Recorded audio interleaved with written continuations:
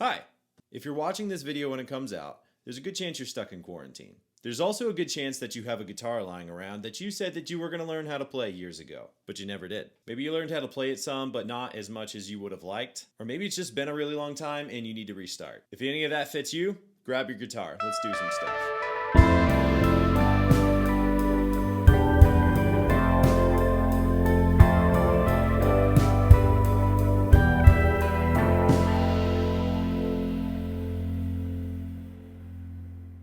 There is such a wealth of information on how to play guitar that it can be overwhelming at times. So we're going to scale back all that stuff and we're going to focus on 3 things that you can get started with. The idea is that you can simply get started and learn the basics well instead of be overwhelmed with a lot of extra bells and whistles. Be sure to hang around to the end of this video where I'll have a practice track and you can try everything we talk about in this video for as long as you like. That said, let's jump in.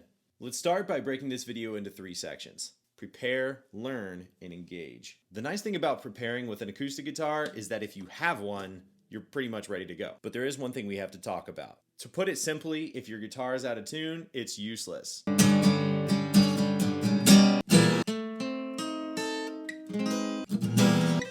You get the idea. So we need to learn how to tune your guitar.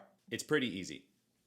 You can buy different tuners like this electric tuner that tunes your guitar based on vibration, which is great for noisy environments and on-the-go applications. There's also free guitar tuning apps like this one that tune your guitar based upon the sound they make. These can actually be more accurate than the clip-on tuners, but in noisy environments they can be hard to use because the drummer or the bass player or the singer is making too much noise and it picks up them instead of your guitar.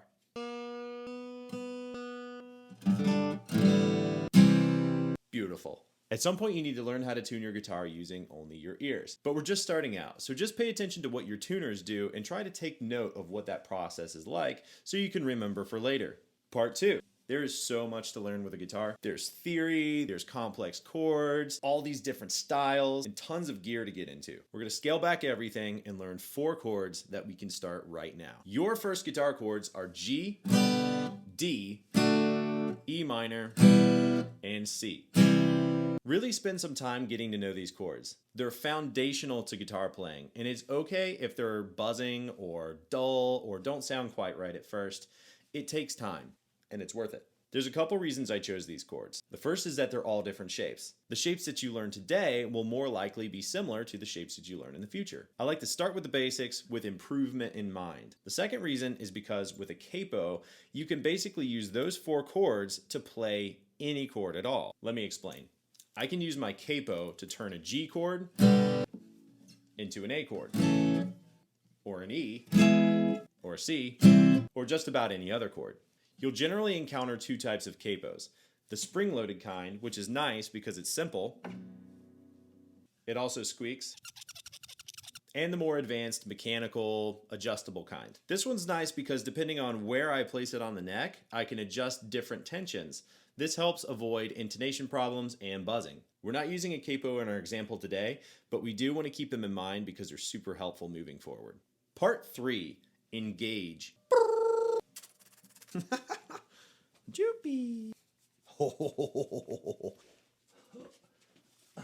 Say hello to my Joopy. All right, over here, buddy. Part 3, engage.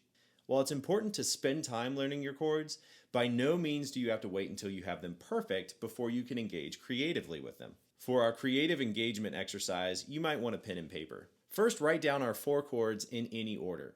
G, C, D, E minor, C, G, D, whatever. It doesn't matter. Write them down in any order. Once you've written them down a couple different ways, play them back to yourself. You might notice that some patterns are more appealing to you than others. Playing E minor, C, G, D might make you feel different than playing G, D, E minor, C. The reason for that is because the way that the chords unfold tend to invoke different emotions. Now to take this the next step further, take the progression that you like the most and play it back to yourself, but this time play each chord 4 times. And once you go through, repeat the pattern again, and then repeat it, and then repeat it, and then repeat it. Now let's take it a step further. Pick your favorite 2 chord progressions, put them back to back, play the first pattern 4 times in a row, and then the second pattern 4 times in a row, and then repeat both of them together. pattern 1, pattern 2, pattern 1, pattern 2. Let me know in the comment section if you have any questions. In the meantime, practice, practice, practice. I hope this video is helpful in getting you started with acoustic guitar. Be sure to punch the bell, subscribe, so we can keep learning. Thanks so much for watching, and I'll see you next time.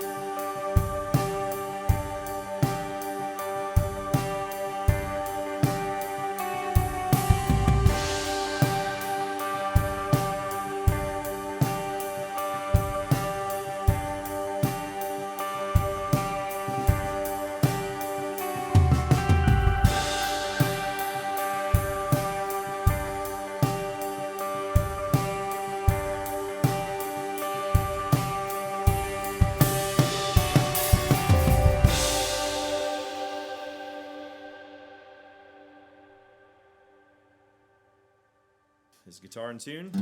It is. Can I play chords? It is.